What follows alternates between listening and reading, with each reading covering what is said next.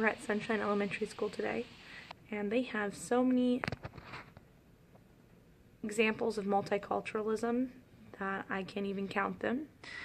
We are in a 5th grade class, and this sign is in every single room. It's in the hallway. Any student can read it, any family member that walks in. They strive to be family oriented and have a positive working environment.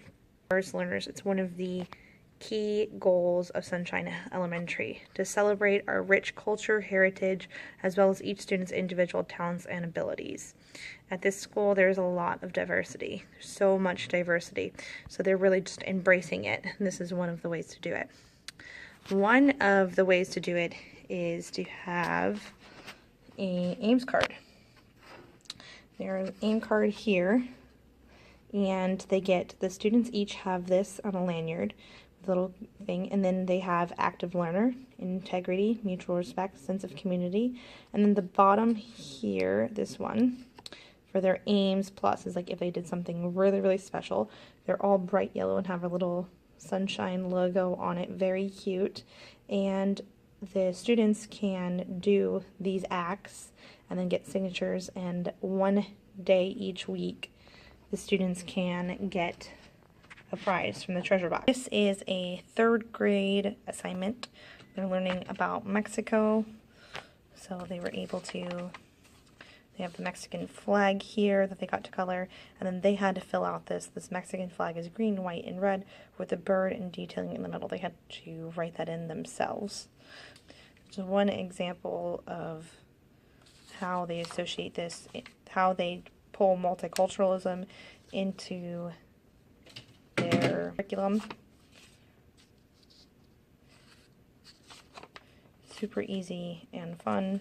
This is Miss Reynolds. We're going into her 5th grade social studies and English classroom, and she has great examples of multiculturalism set up in her classroom. He is important, yeah? Any part of his life that's, that's going to be part of our main idea. And before we even get started, I'm starting in paragraph 1. I remember something about what Ms. Reynolds told me about the first paragraph and the last paragraph in a passage. The author usually tells me something in the first paragraph and the last paragraph.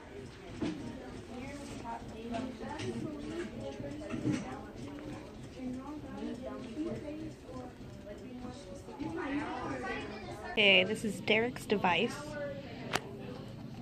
separated just for him, all in Spanish, and then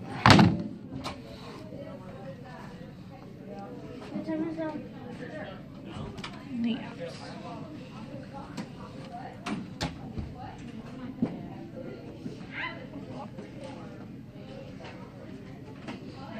Everything is in Spanish and English.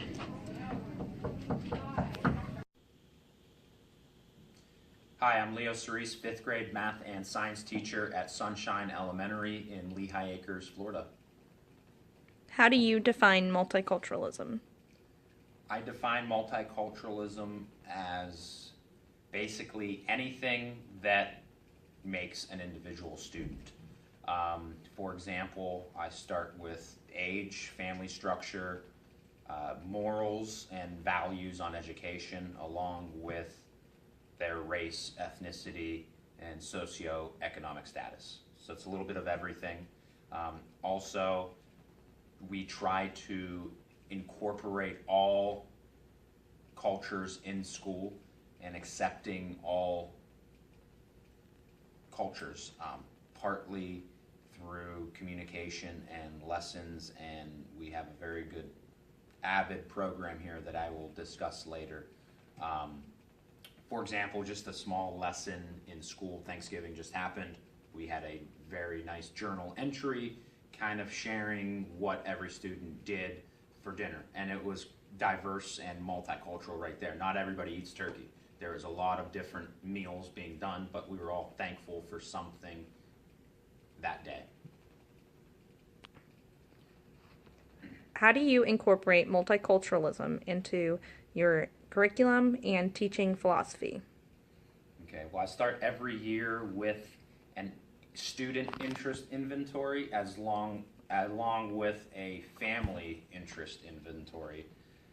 We have a pretty big open house for all past students to kind of come back and say hello and meet and greet their son or daughter's teachers.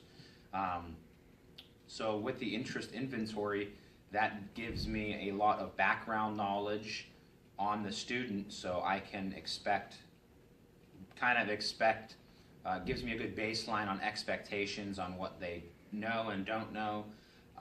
It also helps me create individual lessons and kind of differentiate my instruction, along with working in cooperative groups with different students.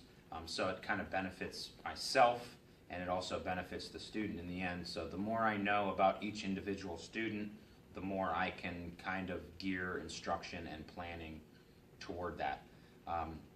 For example, I think of one student, a refugee from Hurricane Irma. He's from Puerto Rico.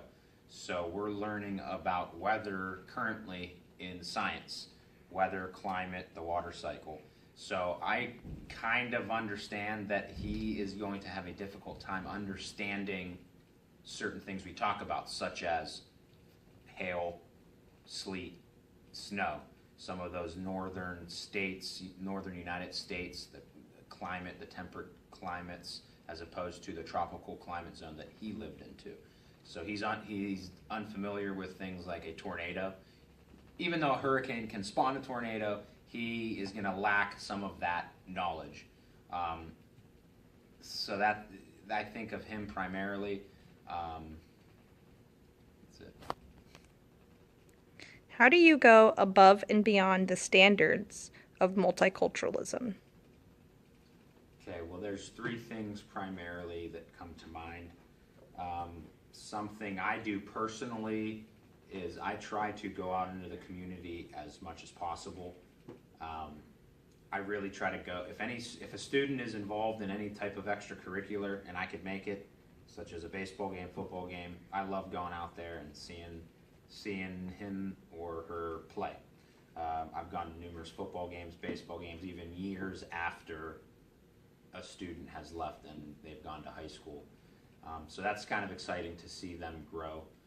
Something that I do together with other male teachers and male students in school is the GQ Club, which stands for Gentlemen of Quality. Excuse me, where we meet, where we try to teach gentleman qualities. We teach boys about respect, how to carry themselves, how to be leaders and role models, especially since they're fifth graders. They're the oldest in the school.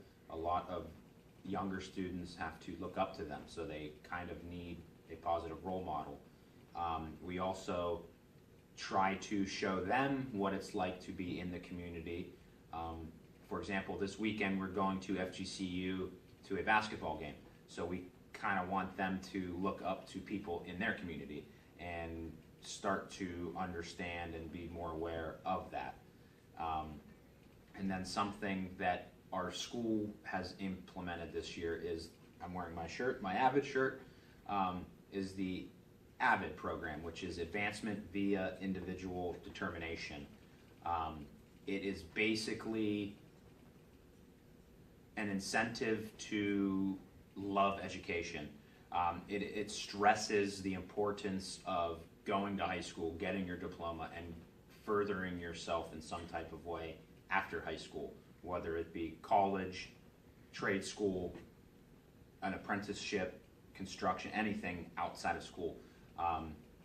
So that's very important. So we do a lot of AVID nights for family and students to attend, and typically on Fridays we incorporate some type of individual determination lesson and some type of motivational piece to get each student involved. So although it is multicultural and a very diverse classroom, we stress the importance of education and stress the importance of individual determination.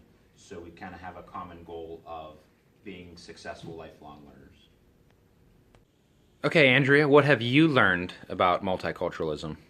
I've learned that there are many aspects to multiculturalism. that it takes a teacher going above and beyond the curriculum, applying multiculturalism into the curriculum. It also takes the setup of a classroom and how the classroom is stylized to meet the needs of every student, and the school and the community all coming together to really make sure that every student has a multicultural education.